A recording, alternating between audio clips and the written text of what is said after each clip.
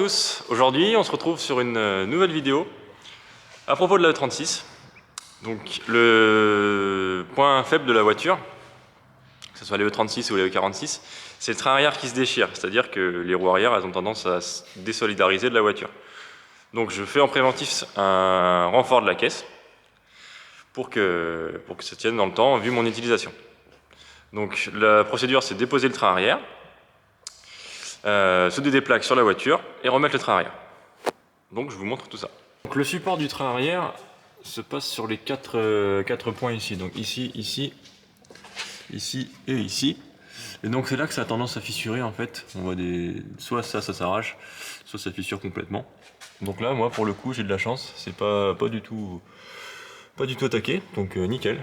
Donc là je vais mettre des plaques à ces endroits là, souder tout autour, pour que ça soit bien renforcé.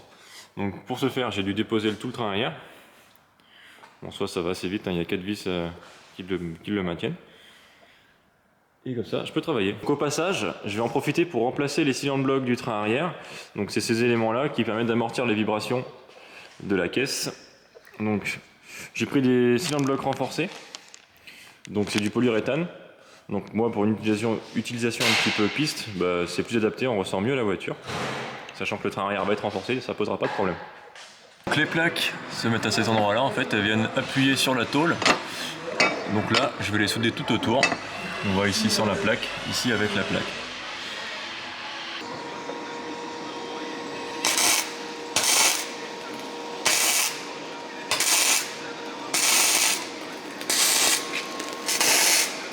Donc, les plaques sont soudées. J'ai mis un coup de Blackson pour pas que ça rouille. Donc le Blackson c'est ce qui donne cet aspect un petit peu granuleux. Voilà, donc bah maintenant j'attaque le remontage. Donc le train arrière est remonté à sa place. Donc on voit les cylindres blocs jaunes renforcés. Donc il ne me reste plus qu'à remonter tous les trains maintenant. Alors j'en ai profité aussi pour changer l'embrayage.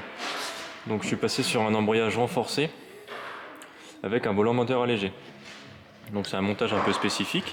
On a ici donc un volant moteur de M3 E36. Donc avec un diamètre d'embrayage qui est plus gros. Donc à droite la M3, à gauche ce qui est d'origine sur la voiture. Donc ça permet de passer beaucoup plus de couple. Et en drift c'est vraiment ce qu'on recherche. Donc là je peux mettre plus de couple avec un volant moteur plus léger, donc ce sera parfait pour mon utilisation.